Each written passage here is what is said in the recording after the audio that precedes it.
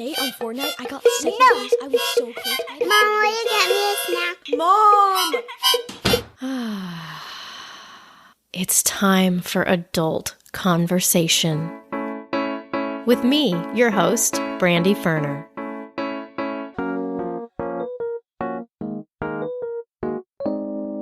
Hello, Adult Conversation podcast listeners. Today's interview with Braunwyn has something for all of us, for reality TV fans, for fellow moms, for thoughtful women rethinking toxic norms, for LGBTQ folks and allies, and anyone who loves, wait for it, adult conversation. Sorry. This interview might be one of my all-time favorites as Braunwyn so openly shares her misgivings about being on the Real Housewives, along with the parts she absolutely loves. She also divulges her rock-bottom moments and the hardest part of getting sober on TV, why coming out as a lesbian happened sooner than she'd wanted it to, how she's co-creating an out-of-the-box partnership with her husband Sean, and how kissing a co-star cost her tens of thousands of dollars. This episode is full of realness you haven't heard before. On to the show.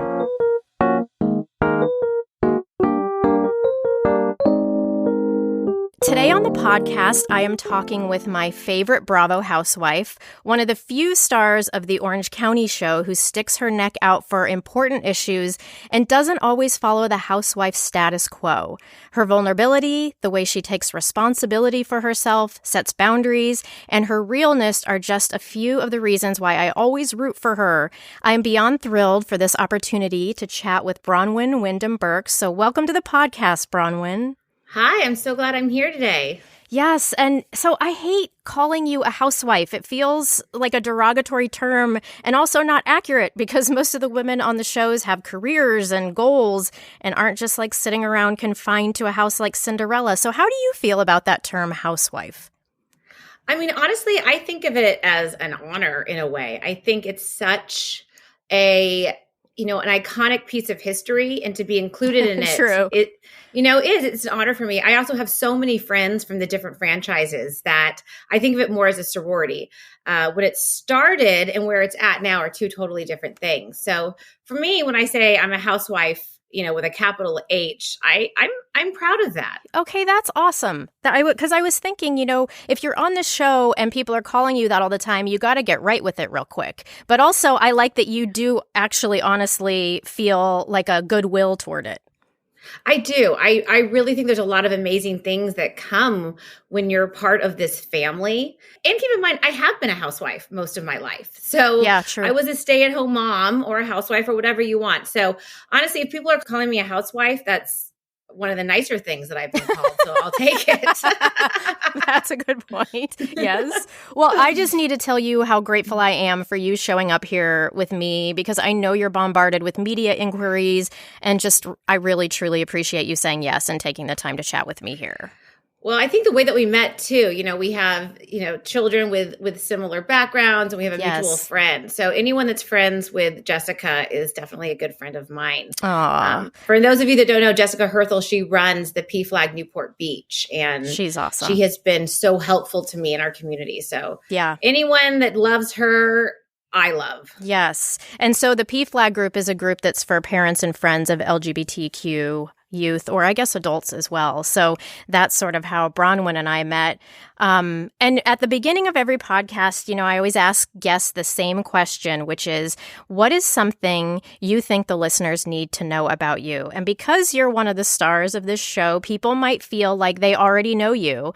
But I would imagine there's so much that we don't know about you that we don't get to see. So what's something that we might not know about you? I think it's really important that when you meet someone that you know from a reality show to kind of be reminded that you don't really know us. I've had people come up to me and say, I know you. And I'm like, no, you don't. You have an idea, Yeah. You think you know me, but you don't. So I think that's one thing to remember is that this is for entertainment and you do get a very edited version of us. I think the one thing that I would like people to know is that our lives are very normal. You see us on TV and it seems crazy and whatever, but the majority of the time I'm at home watching Netflix. I have 3 kids in my bed at night. I'm wiping the counters. Like that is the majority of my life. So And the other thing I would like people to know about me is that I'm always trying to do the right thing. I really do wake up every day and think, okay, what can I do to help others? I don't always get it right, but I am always trying. I feel like that comes across.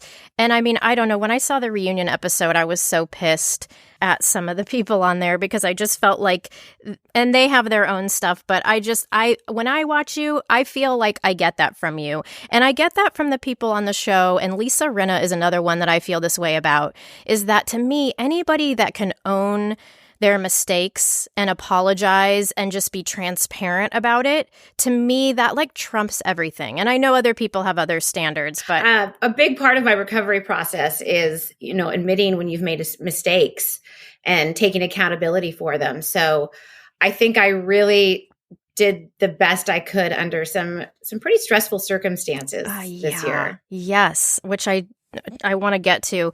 There's so many things that I want to chat about, like your sobriety, to your coming out as a lesbian, to parenting, to being on this wild show, to maybe your mom's ego necklace.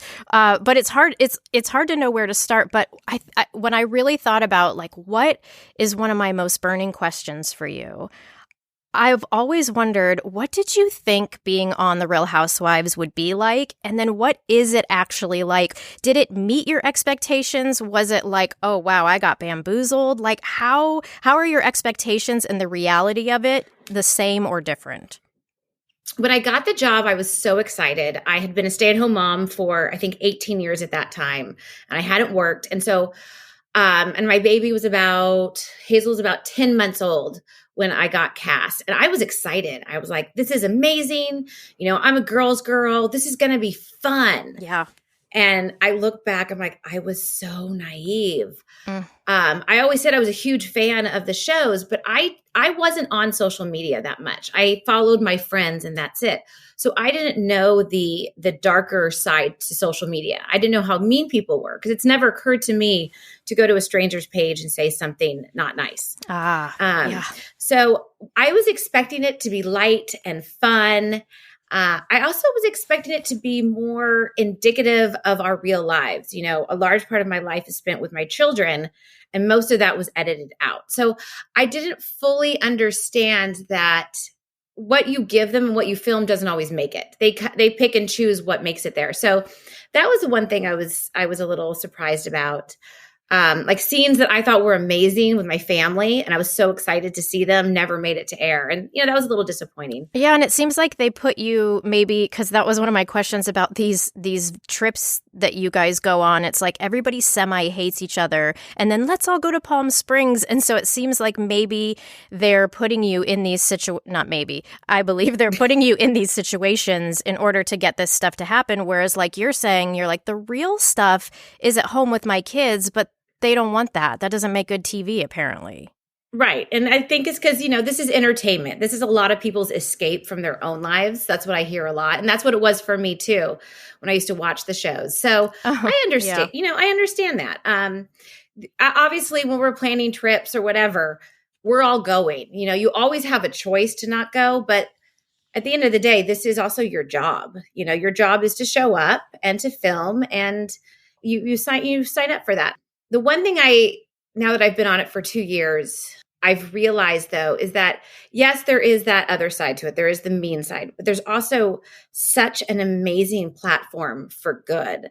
The people that I've been able to interview on Amplified Voices, I never would have known before. Right. So it kind of gives you this entree into a world of meeting people that you never would have before. And to me, that has been the best experience because, Braunwyn before Housewives had 600 followers on Instagram, and no one, outside my family and friends would listen when I would talk. Now, if I decided to go on a rant, you agree with me or not, at least people are talking about it and it gets out there. Right. That makes sense. And it seems like when people ask me about social media, I'm one of the few people that, I know with the social dilemma and everything that came out with that, everybody's like, let's shut it all down. And I feel like anybody who does that, and I know that you've been on a social media break, that's such like an act of self-care. And I'm always thinking that social media to me is both things. Like it can be disgusting, and it's also, to me, for women, it's like one of the only ways, especially moms, that we can connect with other people.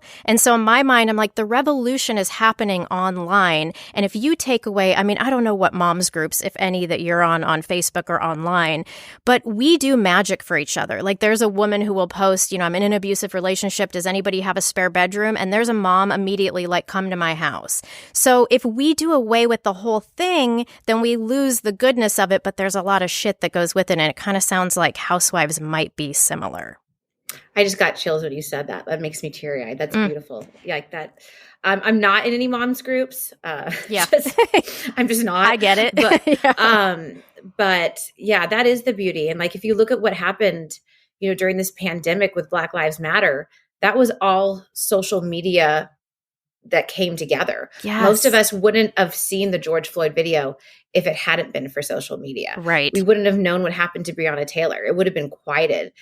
Everyone has a cell phone. Everyone can tell a story, and things that have been swept under the rug won't be anymore. We used to be fed our news by these huge conglomerates that have an agenda. And now for the first time, we get to see what's really happening, for better or worse.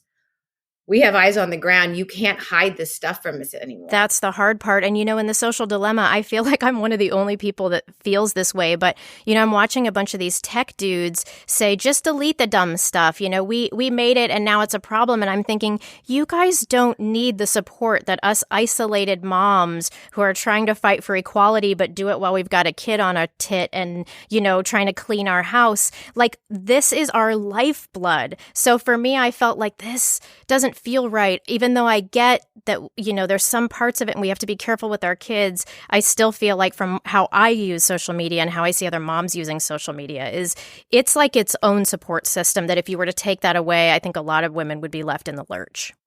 I do remember when I was pregnant, I was on a site called Baby Center. Oh, yes. Yeah. With I had birth clubs and right. it's, and I actually did make real friendships. I have someone that was in COA, my 6-year-old's birth club. She lives in Florida, but we've never met before, but she's coming to Palm Springs and we're going to meet up for the first time, Yes.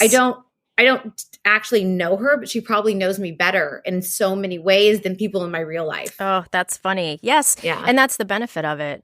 Well, and I'm wondering too, would you have signed up for the show had you known what it was really going to be like? Like at the end of the day, do the benefits outweigh the downsides? Absolutely. I would do it again in a heartbeat. For better or worse, there's something about it that is just intoxicating. When you're filming, there is just this rush. It's exciting. And I've always said yes to everything. I've always wanted to know what's around the next corner.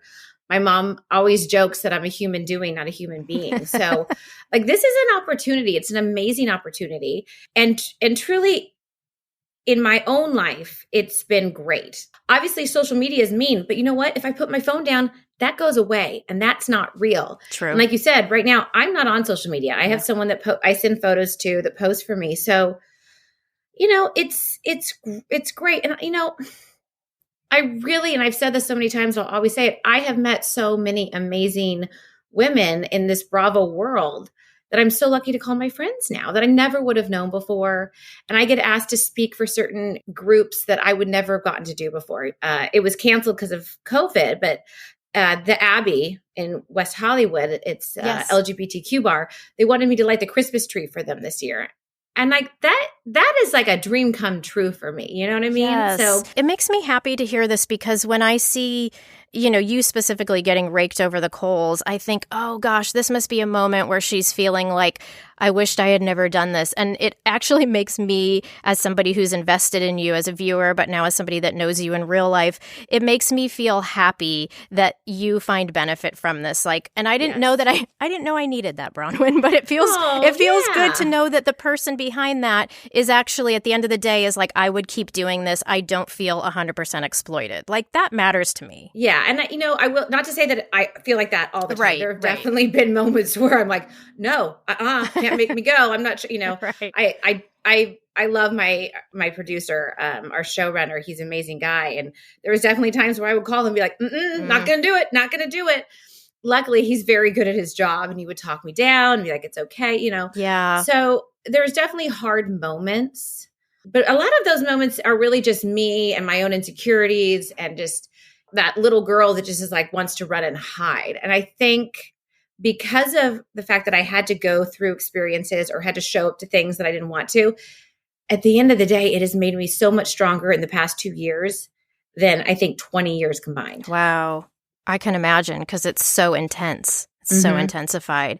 You know, I was so happy when you booked a separate hotel room on one of the most recent trips on the show.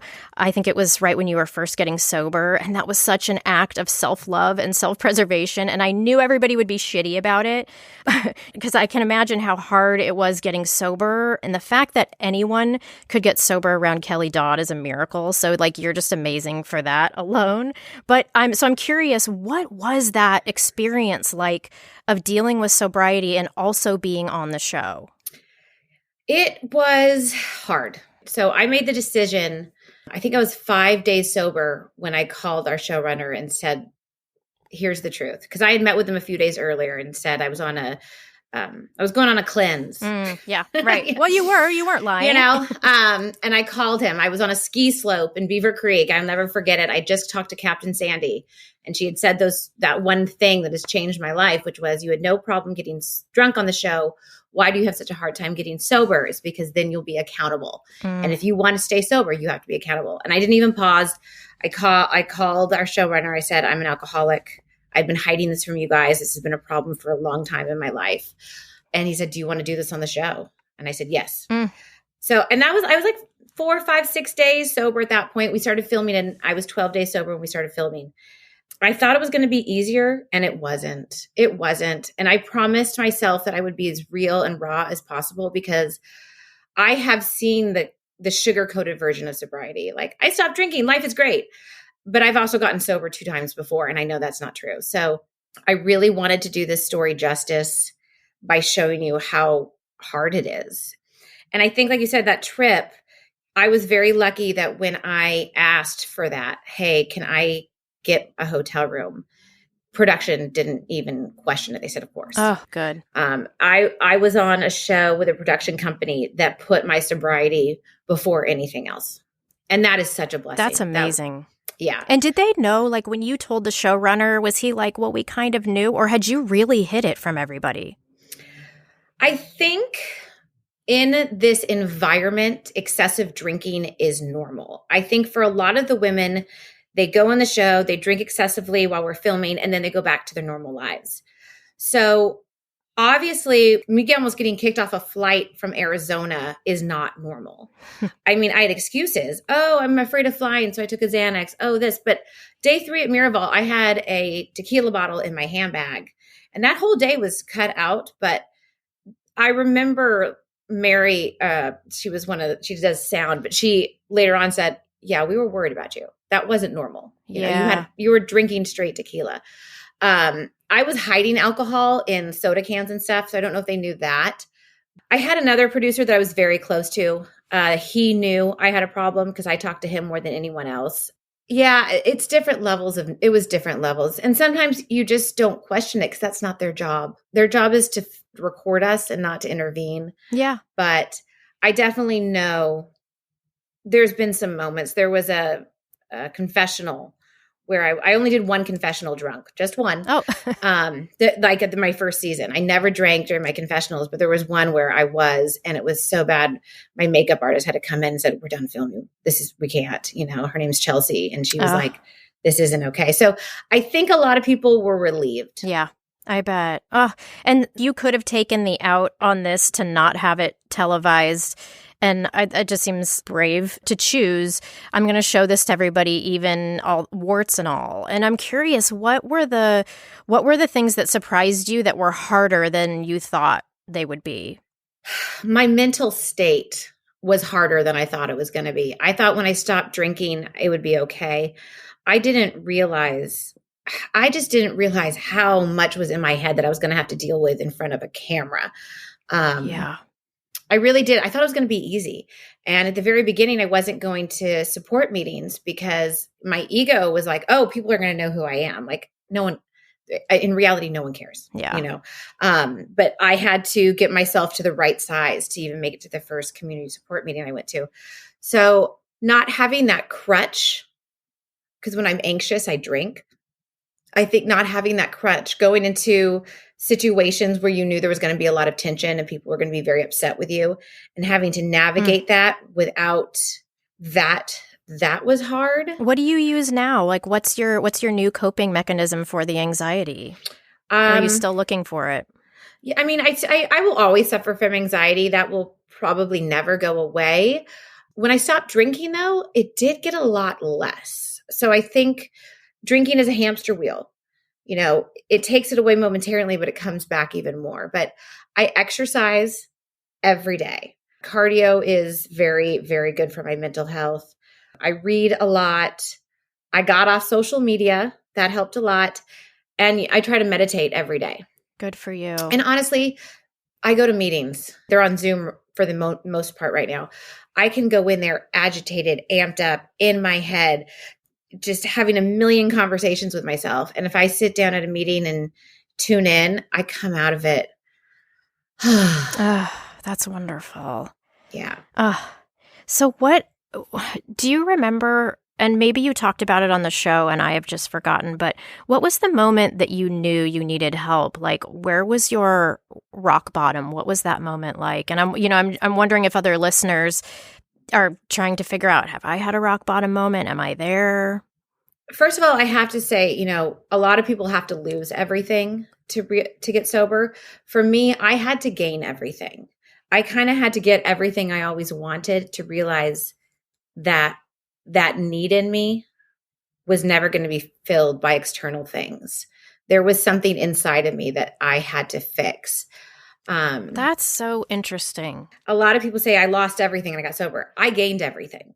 I had everything I ever wanted. The show included, that this was like a dream of mine. I had the family, I had the husband, I had the house, I had this amazing job, and it still wasn't enough because what was lacking was inside of me, this feeling of never feeling like I was good enough or I deserved these good things in my life. And then, I drank to kind of feel normal and to feel like I belonged.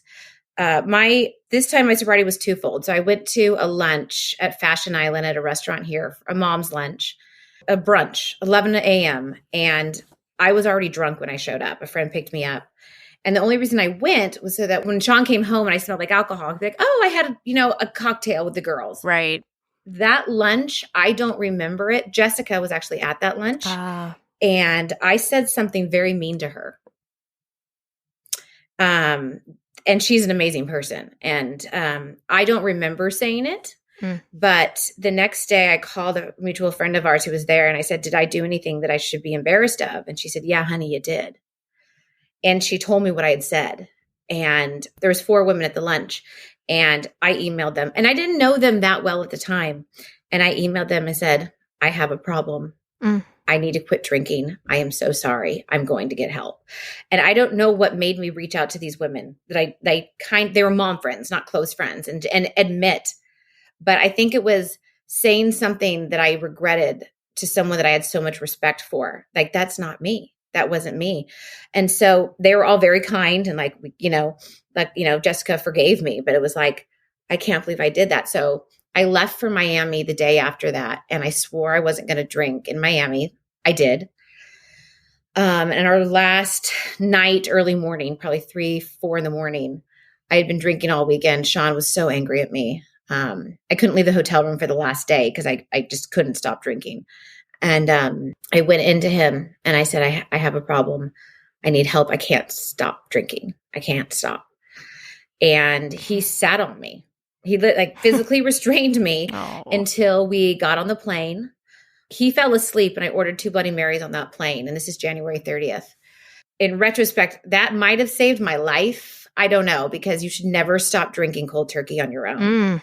Ever. You can die from that. You can have a seizure. So no one do that. Wow. Always get medical help. And that was the last drink I had. And I walked in this door. My mom was here.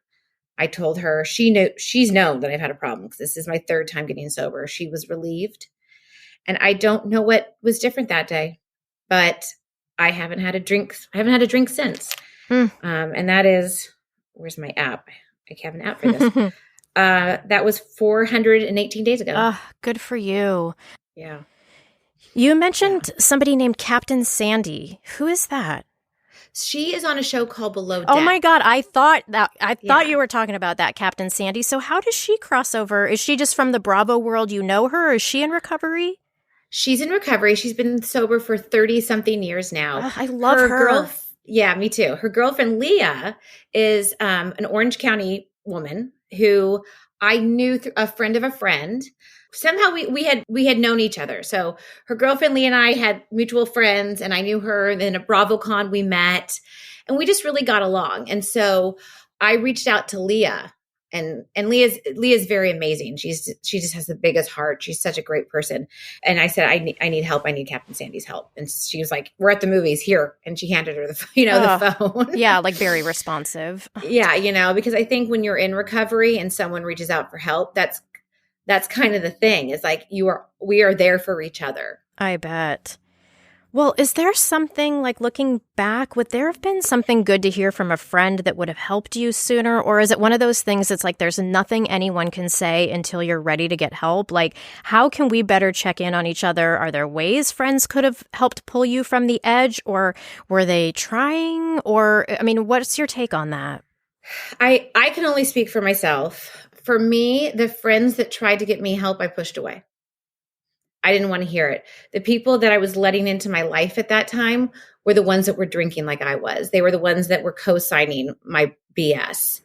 So no. Yeah. No. For me, no. Once I decided to get sober, there was people that had been there. They were like, oh, thank God, we're here for you. But I will say the people that I kept closest were the ones that didn't judge me and were just there for me. If you said a word, I shut you out and I wouldn't let you back in. Yeah. Have you let any of those people back in since, or is that like kind of an old part of your life? No, a lot of them I've had. I made amends to the people that I needed to, and I said sorry. And I've been very lucky that they were like, we get it. We understand. We love you. Well, and I know people had criticism for your husband, Sean. Some of them called him an enabler, but I think that has to be such a complicated position. Like, there's no choice that has to feel good in his spot. Like, if he gives you an ultimatum, it may backfire. And if he's seen it backfire with friends, what does he do? Right. But if he doesn't give you an ultimatum, then people say he's enabling you. So I just feel so much empathy for all of you and for him around trying to do the right, loving thing. And it might seem clear to viewers what that thing is, but it's got to be so much different when it's you making the decisions and the stakes are so high. It's like watching it, you can be like, oh, how dare he or how dare she? But like, that's your guy's life and it's life or death stakes. I just feel like that was really heavy. I think the people that are judging probably haven't been in this situation, because if you deal with addiction or if you have a loved one that does, there's no clear-cut answer. That's why Al-Anon exists. Right. I mean, this is such a real issue. I have found that the people that have judged my sobriety the harshest are the ones that have never been to a meeting. Right. No one that's been through this judges this, because it is so hard and so real and so personal. Yes. I've gotten to know Jason Waller from The Hills, and his whole storyline, not whole storyline, but a lot of what they deal with this year is his relationship with his wife too, because addiction is a family disease. It affects everyone, and there is no right or wrong way. It's what works, what doesn't work, and there's no clear-cut answer. Well, and as painful as it was for you to get sober on TV, I know that your honesty around it must have been helpful to other women in similar situations. Do people reach out to you about it? Like, did your story help them get help? Absolutely. I was getting hundreds of thousands of messages a day. Oh my goodness. You're the first person I've ever said this to. I'm an alcoholic. No one knows. What should I do? In the beginning, I was answering them all. I really was. I was going through them. I was spending 2, 3, 4 hours a day sometimes. And then at a certain point, I was talking to someone in the program. I said, I'm not okay right now. Like, I'm giving so much, but I'm not taking time for me. Right. And there's like, you need to step away. You can't give from an empty well. And so that's when I started the mental health Zooms that I do every month. I was like, okay, I can't do this all. I can't. I love you all. I want to help everyone. But I'm very new to sobriety myself. And there was something I said during the show that my cast took very out of context, which was, I'm going to put me first. It's me, and they took that as being selfish. And I said, what I meant by that is I'm going to put me first as in my sobriety. Yeah. Not like me in front of my children or, no, I meant I'm going to say no to those parties. I'm not going to go stay at places that are unhealthy. So much of being a woman, we say yes to things we don't want to do. Yeah. Like, do you want to volunteer for this? Okay. No. Right. And so, no, I don't. And I'm not going to. And that's what I meant by I want to put me first. I meant, taking care of my mental health and my sobriety. And so taking a step back, doing the mental health Zooms, that was my way of like, I'm here for you. For 1 hour every month, I am here. I will listen. I love you. But then, the other 29 days of the month, I got to keep myself sober. Totally. Well, and it's got to be wild to go from being an alcoholic, admitting it, being in recovery, to now coaching or being an inspiration for other people, because it seems like that's what happens like when somebody has a fast labor, like a fast birth. There's so little time to process the stages of it, and all of a sudden you find yourself where you're like the mentor and you're like, wait a minute, I'm still in this. I'm still, like you said, I still have to take care of myself. Right. Like you're asking me for answers and I don't really have any right now, Right. So I think one of the biggest pieces of advice I always give, and like I said, everyone's recovery is different, but what worked for me is finding a 12-step program. And I think it can't hurt, Yeah. I'm not a big believer in God. That's never been my thing. Same. But for me, my higher power is the other people in the room. That's beautiful. And I have gone to meetings broken. Like, I can't breathe. I can't get off my floor. I'm not sure how I'm going to make it to tomorrow. All I have to do is log on to a meeting. And there are people in that room that have been through what I've been through. So I don't have to have the answer. Someone there will. And that has been such a lifeline. Yeah. Such a lifeline. So, as if you weren't coming to grips with enough on the show, then we see that you came out as a lesbian, and you've told me that you didn't actually want to come out yet, but were forced to. Can you tell us more about that? Is that something you can share about? Well, I wasn't forced, but it was encouraged. Well, right. Yeah. What happened was I had gone to LA for a weekend with my girlfriend at the time, and we were at a restaurant, and someone, and I actually remember the girl that was sitting there, which was like a random person that was at the table by herself, but she leaked a photo to TMZ of us kissing. And TMZ was very gracious, and they kind of gave me the heads up, hey, we have this photo, but we don't out people, which is very cool of them. But this photo is going to get out there because not everyone has the same scruples as us. And I kind of talked to people at work and was like, okay, let's do this story, but I want to do it right. I don't want it to be a salacious piece. I personally find that in reality TV, female and female relationships kind of take a very gossipy tone, Yes. like, ooh, how titillizing. So we reached out to Anthony Ramos at GLAAD and said, hey, I would love to give you my story. I would love to tell it through you guys. And he was so, so amazing. And it was a beautiful story. And I say how when you watch it, what you don't see is how badly I was shaking. We actually had to go back and redo the beginning because I was shaking so badly. I was so nervous. You mean when you were recording it for Housewives or when you were talking to him? When I was talking to GLAAD, the GLAAD interview. Okay. When I did it for Housewives, because there is a lag between everything. So but that ending too. I'm a big old lesbian. That was the joke one. So like we were doing our final interview of like, how are you, whatever. And I did like my real one. And then, because you're hanging out with the people you work with. Sure. And so there's a lot of joking around that you never see. Right. That was the joke one. Not fair. I love that it came out, but I'm like, oh, okay. That's funny. All right. This aspect, this coming out as a lesbian is another one where I would imagine you get people contacting you all the time saying, I feel the same way. Thank you for normalizing it. I've noticed that many women our age, and I think we're almost exactly the same age. I'm 44, married and with kids, are coming out as something other than heterosexual after all these years. And it feels like it's a thing.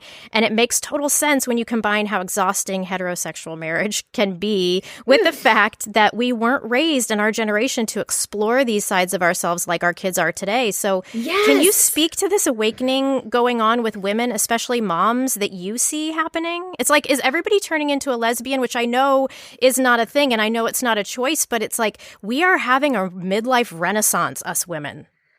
You know what? Yes. I think the biggest part of it is we didn't have this representation when we were growing up.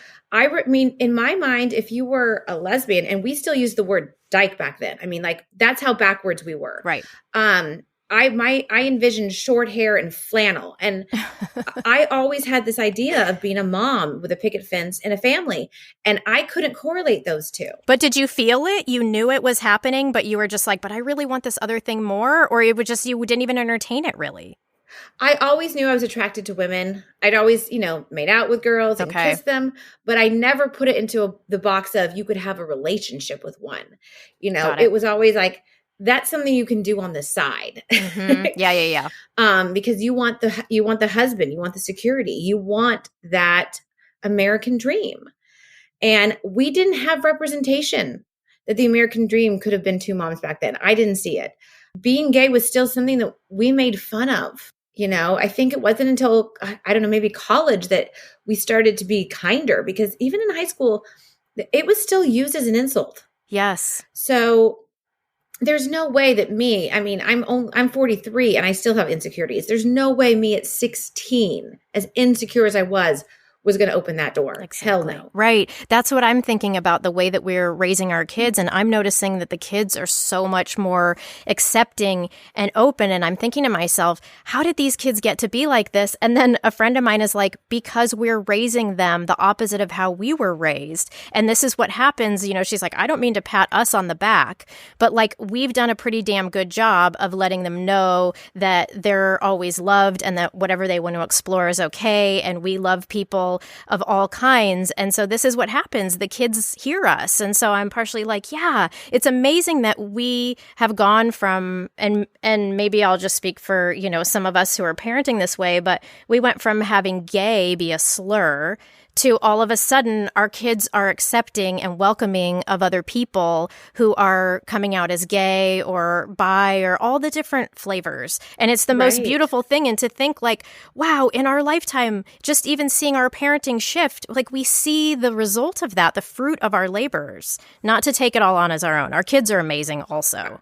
Our kids are amazing. They're realizing that they don't have to fit into a box, that, sexuality has different shades. Yes. And I've also noticed, if you look at media now, there's just so many more gay, straight, bi characters. I mean, Schitt's Creek is the perfect example. Oh my gosh, yes. Yeah.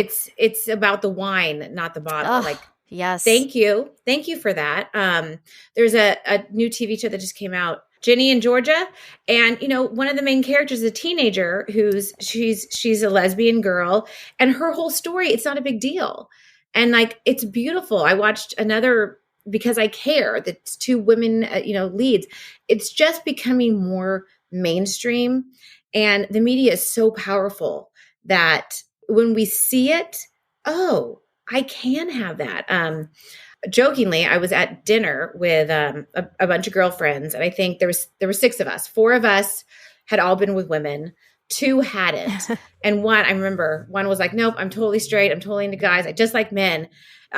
Needless to say, by the end of the night, they were making out. I'm like, told you, no woman is completely straight that I have met. Like, given the right person, the right opportunity. Yes. Yes, my husband and I was talking to him about it one night, and I was just saying, there's so many women I know that this is happening to, and we were having this open discussion about it, and we were laying in bed Googling, and we found this article. I don't know if it was a New York Times article or something, but it was basically saying how how women are just so much more nuanced, that we fall in love with the person, and there's so many other things that we can find that we love other than just the gender. And so you see more women open to it, and I'm like, God, we're so much better. Also, I mean, it proves that it's not a choice, because I feel like on so many levels, like I should be a lesbian and I'm not. I love my husband, but damn it, there's so much to be attracted to. I feel like there's always a part that's like, God, what would it take to make me go to the dark side? Because it seems really fucking fun over there. It does.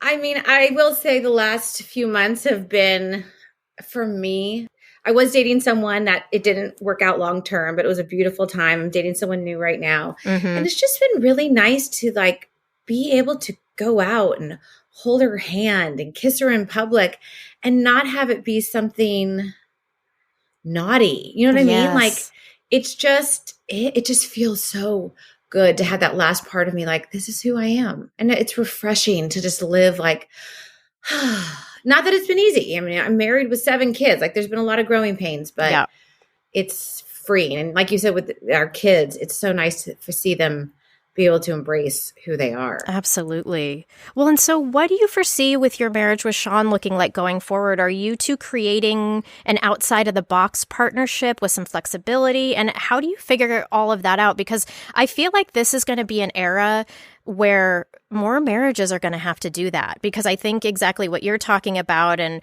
what I'm saying about how I'm seeing all these women really find their authentic self. I don't know that it's so black or white sometimes, like, well, I don't want to be in this marriage anymore. So it's like, how do we make room for the relationship to exist and the parenting and that love? I don't think necessarily just goes away, but then how do we make room for all of the things to exist? Like, have you guys figured that out yet? Or are you in process? Oh God, no. You know, I think that one of the things that has to change is we have to just kind of realize that this old system of marriage between one man and one woman isn't it. There's so many different ways, just like every human is a different way. Every marriage and love story can be, you know, there's more polyamorous relationships, whatever. We need to get rid of what's the word like, well, that's right, that's norm. Like, whatever, stop trying to shove everyone in a box. I understand in the olden days, this was necessary to create order or whatever, but the antiquated idea of marriage isn't exactly working right now. I think the divorce rate in Orange County is 70%. Oh my goodness. So obviously something is broken, and I can't fix anything but myself. But Sean and I are, you know, we really are taking it one day at a time. Like we don't have I say the closest thing I have to a role model is Will and Jada Smith, you know. It's so funny. I was just going to say they are one of the other couples that seem to have this sort of soulmate thing understood, and then where they go in other places is like up to them, which seems kind of amazing. They call each other life partners, and I'm like, that's it. Sean is my life partner. We are family. What are we going to do? You know, I don't know. Yeah. We are taking it day by day. He has a job opportunity that's coming up that would take him away a little bit more, but we really are just figuring it out. And we're not in a hurry. I think a lot of people are like, well, what are you going to do now? You should get divorced. You got to get divorced. I'm like, chill. Like, just shh. Give me a hot minute. Give us some time. Yeah. Like, we're not in a hurry. We get along great. We're a family. Why does everyone want us to be in separate homes, raising our kids separately when we're perfectly happy with what we're doing right now? So just back off. Yeah, good for you. Well, and you know, one of the things that you told me was that, and I think you said it earlier, like when you came out as a lesbian, you wanted to scream it from the rooftops that you were so proud of it, but then you were super surprised and overwhelmed by the hate you got. So what was that like after being so proud and feeling like I finally found this puzzle piece that matches? And then what was it like being out, and what did the world reflect back to you? That was unexpected. I had a lot of people saying, you have a good man at home. You should be grateful. You should be happy with what you have. Go home to your husband. And I was like, whoa, your poor children. I think I got your poor children more than anything else. Your poor children. I was not expecting that, because my social circles, the people that I'm surrounded with, are very open-minded. And I went to a party once with Chris and Sean. We were all there together, and a lot of my friends didn't know what was going on. They met, they're like, okay, you're good. Sean's good. I'm happy for you. Like, that's it. Yeah. So I wasn't expecting that. And most of this, and I would say 90% of the hate that I get comes from middle-aged white women. Shocker. And Ugh.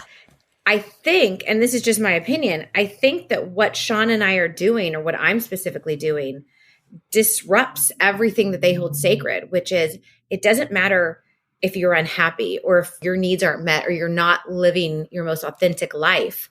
As long as like you put your children first and you're a mommy martyr, then it's all worth it. Yep. And here I am saying, no, I'm not going to do that anymore. I'm not, my kids can be happy and I can be happy. We all can be happy. Isn't that the truth? Yes. That's why I think it's so powerful and why you're my favorite, because you're doing this on a show that is, to me, is typically conservative seeming. Like so conservative. Okay, thank you, because I keep thinking every time I watch, I'm like, where are the progressives in this? I mean, and especially, I guess, in the Orange County one. I think Orange County is one of the most conservative ones. I think if the storyline had happened in New York, it would have gone very differently. Yeah, interesting. If I had a cast that was more progressive, it would have been a very different season for me, Yeah. Because true. you can only work with what you have. And if everyone's against you and like, no, you're not that, with underlying levels of homophobia and racism running rampant, there's only so much you can do. So yeah, Orange County is conservative. It is. Newport Beach, especially, it is a conservative town. And what you saw happen on the show, that happens in my town. I left the Balboa Bay Club. We're not members anymore because it was uncomfortable. Ugh. And I tell the story how the first time I was walking on the beach with Chris holding her hand, the snide comments and looks I got, I wasn't ready for. I was like, wow, okay, this is happening. Yeah, and there's such pockets of Orange County that are so cool, but they're pockets. Yeah. Yeah, that's so hard. Laguna's a little bit cooler, but I had two friends, they're gay guys, that were yelled at. They were called the F word. So it's just this climate where everyone thinks their opinion should be yelled. Yeah, their hateful opinion. And I think, getting towards the end of the 2020 around the election, there was just a lot of hate that was given a platform. Oh, for sure. And we were kind of in the midst of it. So I do hope it gets a little bit better. I know under this new administration, there's a lot. Yeah, there's a different vibe. Yeah, there's just, and a lot more kindness behind the laws that are being enacted. Yeah, absolutely. Well, are you allowed to tell us the story about how it cost you money to kiss Tamara on TV? $70,000. That's how much it cost to kiss Tamara. Yeah. Was it worth it? Was she a $70,000 kid? It was worth it. It was worth every damn penny. Yeah. When we left our old house, the new owner, he's a lawyer. He's a partner in a law firm. He said that my behavior on the show devalued the home, and he had a 90-page report. And my behavior was me kissing women. It was Tamara, and then other ones were like joke ones, like me kissing a girlfriend on the step, like not real, right? Like even like a kiss on the cheek.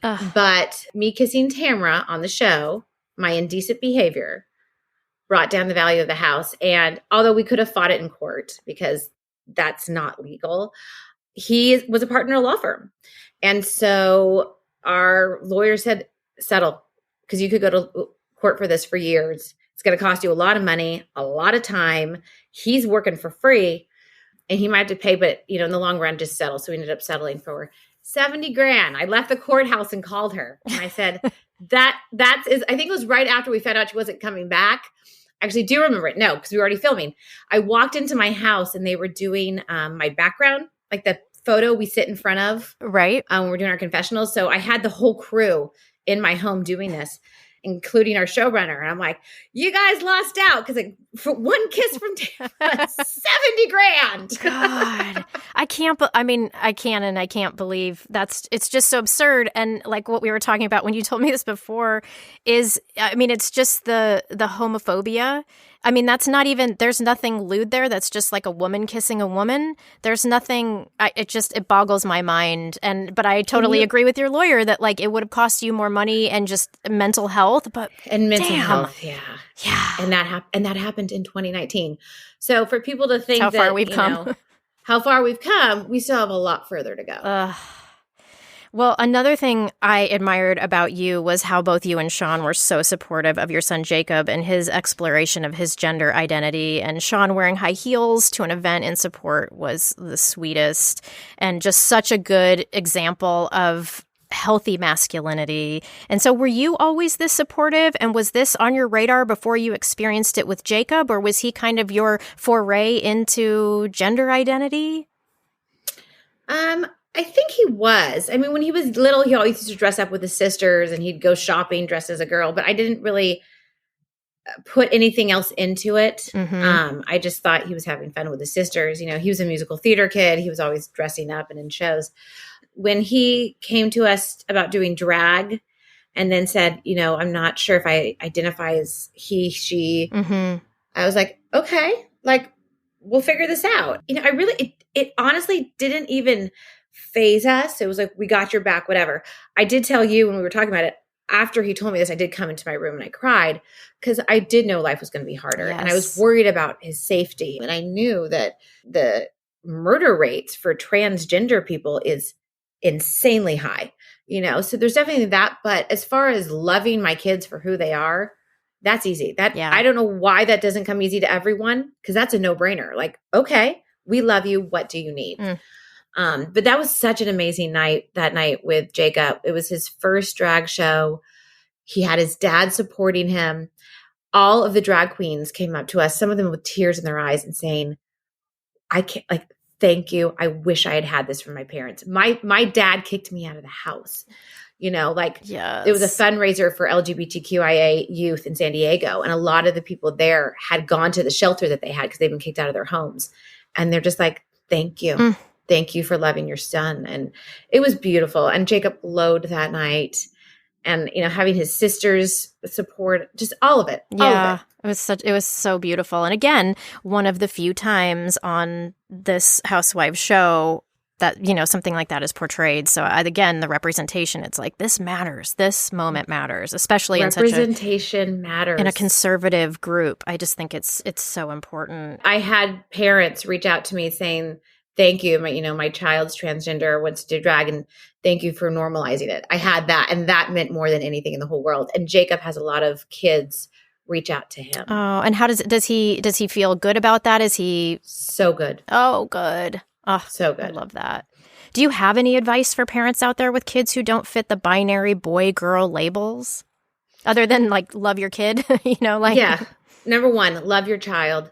Number two, you don't have to have all the answers right away. You don't. You know, this is a learning curve. I always say reach out. We have resources. I have them on my Instagram page. But reach out to PFLAG. Reach out to GLAAD. There are people that can help you with anything in life. Going and talking to people who have been through it already is such a great help. I found a mentor for Jacob. I found someone to help Jacob that was closer to his age, because I asked, what do you want from me? He said, just some space. I said, okay. One of the things when I was talking to a mom of a transgender child was she went back.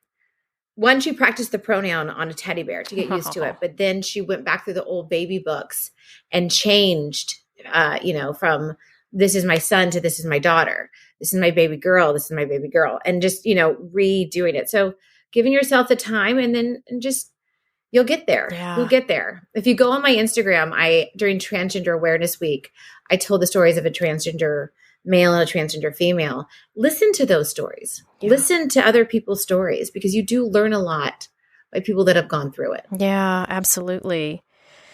Okay, so shifting gears, kind of, this is this is more of the like show stuff that I know people are interested in. Who are you closest with in the Housewife franchise? You were saying at the beginning that feels like a big sorority and you have these lifelong friends. Who are your closest allies? Heather Gay is a ride or die. Okay. I love Leah. Carrie and I from Dallas, we were first year housewives the same year and became so close. Deandra. I'm really good friends with Barb from New York. Okay. I'm like going through the cities right now. Margaret is such a cool girl. I really do love Jennifer from New Jersey. We got to go to Miami together. Oh, fun. But I would say Carrie and Heather and Barbara are my closest. Your tops. And anybody from OC? Is there anybody that you are actually really close with? Tamara. Well, yeah, for $70,000. Yeah. Right. But like in real life, like I'm really close to Tamara, not for the show, Yeah. just as like As a she's a person. genuinely good, really good human. Yeah. I think the biggest question people have is, are you coming back next year or next season? I have no idea. None of us know yet. They're still in the casting process. So every year they do a big casting. I know some of the people that are interviewing. So they go to Evolution and talk, I think, starting next week. But yeah, no one knows right now. What do you think? Do you have a feeling? Like, what do you think is going to happen? Because I've heard people talk about with your region, with Orange County, that, there's certain people they're getting rid of. Like, we've heard that Kelly Dodd is being fired over and over, but then None of the stuff you've heard is from any legitimate source. That's what I thought. So, yeah. Yes, there's tons of rumors from people that want, some of it might be planted from people that want it to take legs. No one knows right now. I don't think they know yet because they haven't done casting. So until they figure out who they want to bring in, it doesn't make sense. So are you hoping you'll be back? I would love to be back. I would love to be. I hope so too. If I'm not, costar, I will live my life looking forward just like I always have. But I feel like my story's not done being told. I feel like I'm just getting started. Yeah, I agree.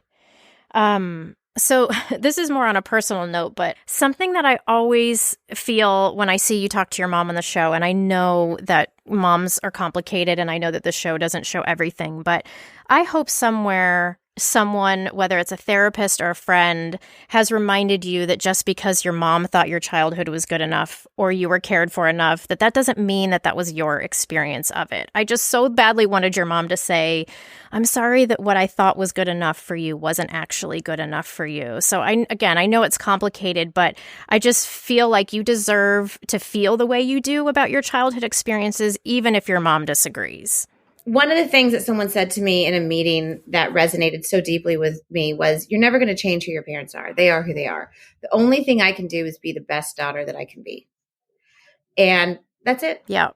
I love my mom. And I will from the moment I heard that, I will always be the best daughter I can be to her. Yeah. Is there anything you want to share or discuss that you feel like was misrepresented on the show in closing here? Are there any misconceptions about you? I mean, I think there's a ton. I think one of the things I would love for people to realize is just because someone says it doesn't make it true. In my case, people said things that were just so silly and petty. I don't even want to get into them. Yeah. But just remember, just because someone says it doesn't make it true. I know who I am. I know why I do the things I do. There was just a lot of things that people said about me. None of them were real. And I wish I'd had a chance on the show to explain them, but I wasn't given that opportunity because a lot of it I didn't know till it aired. That's got to be so hard. That part is when you're hearing yourself, when you watch it and you see yourself being talked about and you're like, I can't even go back and do damage control. And say no. There's a thing where Kelly said I hired a photographer for a rally and I didn't. And then everyone believed it. I was like, that didn't happen. Or I hired an investigator. I'm like, but I didn't. But I didn't know this till I watched him back. And it's like, wow, but then people believe that because I think people want to believe the worst in some weird way. So I think that's the one thing is when you watch these shows, just remember that just because someone says it doesn't make it true. Okay. And if people want to follow you or your causes that are important to you online, where would you send them? I mean, they probably already know and follow you, but just in case. Yeah. So obviously Instagram, and then we have Braunwyn.com where we try to keep that updated with the different things we're doing that month. It has links to the mental health Zooms. And then we do the amplified voices. And I really am so proud of the work we've done. I've had help by my friend Anthony has really been such a great collaborative force. But I'm really excited to just keep interviewing amazing people and sharing other people's stories. Because, I often joke, I'm a middle-aged white woman. My story's been told, and there's so many other stories out there. So, one of the things I think we can all do right now is, just follow a couple of people you wouldn't normally, find some people like Rachel Cargill, yes, or Glennon Doyle, or maybe someone you don't always follow, and just take the time to learn others' experiences and other people's stories, because our truth is not the truth. Yes, so well put. Braunwyn, truly, thank you for trusting me to interview you today. You must be so cautious and guarded with interviews, and rightfully so. And I just thank you for letting me in and allowing my listeners to get to know the real you. So thank you so much. Thank you. And I hopefully I'll see you soon.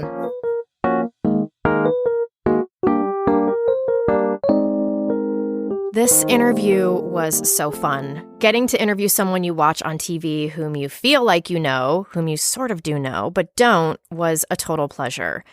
I worried that the thing would happen where people in the public eye don't live up to your expectations because they're human and all that. And some of you may disagree, but I'm happy to say that I came out of this loving Braunwyn even more. Her earnestness about how much she enjoys being on the show was so refreshing because it feels like most of the women are like, I could give or take the show. I mean, they're lucky to have me. So I appreciated Braunwyn saying that after being a stay-at-home mom for 18 years, she was thrilled to do the show. I think most of us who ask ourselves, why would anyone go on a show like this to get ripped apart, might understand that motivation a little bit more now. Like, this was a thing for her. I think we can all understand that. I also haven't been able to stop thinking about what she said about having to get everything she'd wanted to realize she'd never be happy and that she was an alcoholic. Because it's the opposite of the story we usually hear about having to lose it all, I would imagine there are listeners who needed to hear her words, who haven't realized that you can have it all and also be an alcoholic. Those things aren't mutually exclusive. If you are ready to seek help for an alcohol addiction, or you need support because someone close to you is an alcoholic, please visit aa.org. You are absolutely not alone. A quick plug for my book, which as an indie author I gotta do. If you're enjoying this podcast, you will likely enjoy my book, Adult Conversation, a Novel. It's a darkly comedic story about a frazzled modern mother and her therapist who go on a Thelma and Louise-style road trip to Vegas, looking for pieces of themselves that motherhood and marriage swallowed up, while they are also tested and tempted to make life-altering choices. Yes, there are strippers, there's weed, it's Vegas. One Amazon reviewer said, "From the very first page, I was howling and had to turn and read it to my husband. It was my life.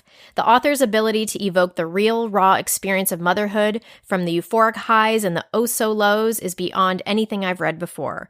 The grounding reality makes the engaging storyline exciting and cathartic as you feel yourself going along for the ride. Get this book and share it with your mom friends. Now." As always, thanks for listening. Here I am back at the goddamn Zoom.